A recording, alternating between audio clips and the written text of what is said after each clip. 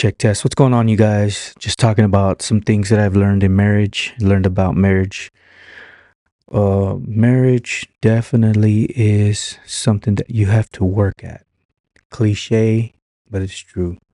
You have to want to be married and you have to want to be with your partner forever, till you die, basically, which is my goal.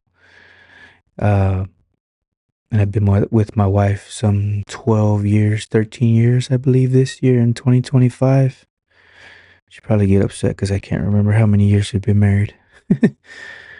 uh, but she did. She doesn't hold on to things like that, which is cool. My wife is very forgiving, and for years, I there's times where I've realized that I've taken advantage of that aspect, not knowingly and kind of subconsciously. And it isn't until you actually ask your spouse, like, "What am I doing? How am I doing?" Getting her feedback is something that is dreaded in like most marriages. Like asking your partner, like, how am I doing? You know what I mean? How am I doing in this marriage? What am I doing that bothers you? Coming to the table with that, coming to the conversation table with your spouse, with your wife or your husband is something that is difficult for us to do. Excuse me, I was taking a sip of my water there. It's something that is difficult for us to do because we're afraid of what we might hear from them. We're afraid to hear that we've been doing bad and that we've been treating them wrong, you know? And having that conversation definitely helps in your marriage because it helps you to face your how you've been toward your partner. It helps you to face that and make changes. That's the good thing about it. It'll help you make changes to your marriage so that your marriage can continue going, moving forward. So having to face your fears in your marriage is one thing that you need that I've learned that I need to do often. And I'm just noticing and recognizing how much my wife puts up with me and my personality sometimes I can be, harsh. I can be certain ways. And she revealed that to me. She told me that. She retold that to me. I asked her, how am I doing in this area? And she tells me, she's like, this, and this. This needs to change. This has been happening for years. Here's another aspect that's been happening for a few years that needs to change. And I want to hear those things, but then I don't want to hear them because I'm afraid of what I'll hear. But I do want to hear them because I do want to make a change if I need to, for the sake of my marriage, basically, because marriage is hard. There's going to be times when you disagree on stuff. You disagree on stuff that you might not know that you're doing, so communication is huge. Communication is a huge thing. And my next point is on finances regarding communication. Not so much like financial advice, but like when we started talking about our finances, doing a budget together, like that was a huge community and communal and communication adjustment for us because we had to become transparent with what we're spending, how we want to spend in the future, how we want to go about having financial decisions regarding our kids, how to teach them about money. Just that aspect alone does has worked hugely for my marriage because we're talking about everyday things like money, transactional financial transactions occur every day. You can get to the point where you spend so much and that you're negative in your bank account, and then you got to go tell your spouse, "Oh, I went negative at this, that, yada, yada, yada." And she can be unprepared if there's not been a budget, if there's not been a conversation about where the money's going. You can see once you start a a budget, you start talking, then you start to see like, oh wow, we're actually talking about stuff, you know what I mean? And and it kind of reminds you of back when you first started dating and talking to each other. That's all y'all did. Y'all talked to each other, right? You would talk on the phone. Like I'm in the era of you have a phone with a wire on it and you talk on the phone, or you have like a cordless phone in the house and you have that to your ear and you're talking to your, your girlfriend or whatever, But just think back to those days that all y'all did was communicate. You told them about this, you told them about that, and if you built a foundation at the onset of lies and stuff, then eventually it would carry on into your marriage, and then a lot of that will be exposed. So communication at the onset of your marriage is huge. You got to be transparent. You got to be honest with your spouse, about everything, about your spending habits, and then even the things you're not talking to them about when you're married, they come out. How you are, the weird things that make your husband or your wife like cringe, like just little stuff like how you move your nose or how you chew, you know what I mean? Just those little things because you spend so much time with them. You know them already. You already know how they'll like my wife. It's crazy. She already knows how I'll respond to certain things, and she'll like mimic how I'm gonna respond, and she'll be like spot on like how I respond. It's so cool how she notices stuff like that. So just being honest and know going into marriage that it's not perfect, that that person is, if you're in it for the long haul, know that that person's going to find out these things about you that you never told anyone.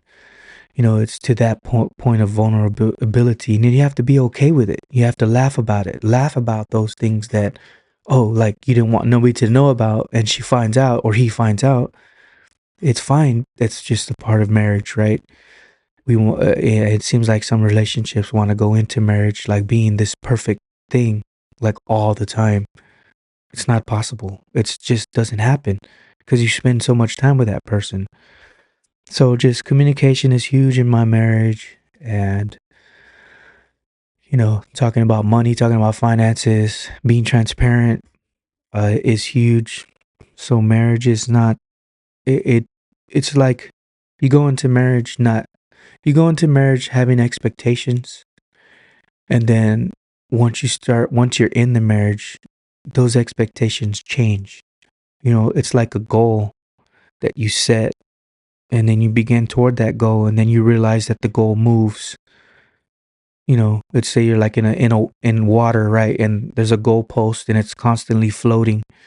And sometimes it can be shifted to one direction, shifted to another direction. That's kind of how it is in marriage. Like there's a goal for how you want marriage to be, but then sometimes the goal will move by the waves of life, you know what I mean, the shifting of your thoughts, as you grow and mature as a person, that goal will change, so being married it's a lifelong commitment, it's a lifelong thing. It's not once you get there you've accomplished it. No, it's like you continue that goal setting, you continue that marriage relationship with your spouse. So it's a constantly evolving and mutating thing that never stays the same. I mean, because you're getting older, you're maturing. What the thing that I want to change is the way I am toward my spouse. If I'm a certain way that makes her uncomfortable, to where it's affecting her mentally, excuse me guys, to where it's affecting her maybe mentally, like maybe I'm mentally abusive, I want to change that so that it doesn't affect her, so that she can continue to be um, happy in the marriage, to be fulfilled in the marriage. You know what I mean? And same things too. Like I want to be able to tell her, look, this is what happened. Like for instance, I'll go back in conversation and explain like this is why I said this. This is how I'm feeling. You know what I mean? Having those conversations helps both of us grow, and I wanted to mention too is that marriage is another level. I had a podcast with Creon Martin on my Career Corpus Christi Originals podcast. We were talking about marriage, and I had brought up the point where I think that marriage is the next level for a single person because it's another level in a sense that you have to become like a servant. It becomes service. It becomes you thinking about the other person, you know what I mean, more than yourselves or like as yourself in a sense that like treat others how you like to be treated type of thing. Um so it's a selfless thing to get into a marriage because it's no longer just yourself. It's you and another person. So I think it's the next level for a person whenever they get married after they're single. It's the next level because you're changing and continuing to evolve. The thoughts you had as a single person become selfish in a marriage. You know what I mean? Because you have somebody else, you have a partner that you have to go through life with, and it's no longer just you having those selfish thoughts. I mean, I'm not saying being single is wrong, but I'm just saying it comes to a point in your singleness where you're like, say you have a job, you have a house, just ideally, right? You're single up to a point where you have your career, you have your house, you have everything.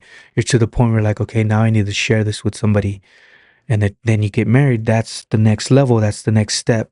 And marriage, I believe, is instituted to be with that person for the rest of your life. So you can imagine what the vetting process should look like if you plan to be with that person for the rest of your life, right?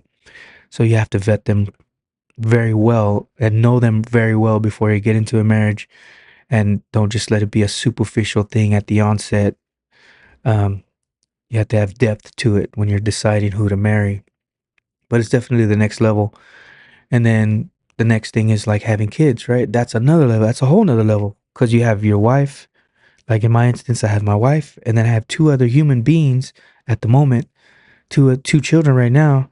So it's like, dude, I have myself, my wife, and then my kids to think about constantly, to have on my mind always. So you can imagine the level of maturity and selfless, unselfishness that may come with that if you're striving to be a good husband and a good father. So marriage has taught me a lot of things. This is just my spiel for October 13th, 2025. Just planning to do a blog post or a video blog post more often. We'll see if I'll do it maybe 3 times a week. Once every day. I mean, we'll see what happens, but I'm trying to do this being consistent with this, and then put it in a blog post, and then eventually have a community of people that are of like mind, that talk about this real stuff, And I think it's important being in marriage, wanting to be in marriage for the long haul. I think it helps society. My parents are divorced. Divorce is huge in our society nowadays, and people can just think of marriage as something that you can get out of, right? They think they can get in. I'm not sure if that's what they think, but this is just for me looking on the outside. I think that they're like, I can get into a marriage knowing that I can get out of it at any time, which you can, right? That's your personal decision. But the moral, like the people that want to be married are getting into it, knowing that there's no way out. Like the only way through it is forward through the marriage until you die. That type of mindset is what I'm striving for, and what I think people nowadays should strive for, regardless of governmental incentives or any other incentives that makes people want to leave a marriage. I think the people should stay together until they die, basically, and that's something that I'm striving for in my marriage. So hopefully that helps you guys. Anyways, thanks a lot, you guys, for watching. Yeah, I'm Jesus Hilario. Uh, Stay tuned for some more. Check out the blog post that's in association with this. I basically take this transcript, clean it up, and put it in a blog post if you want to check that out as well. Thanks a lot, you guys. Bye.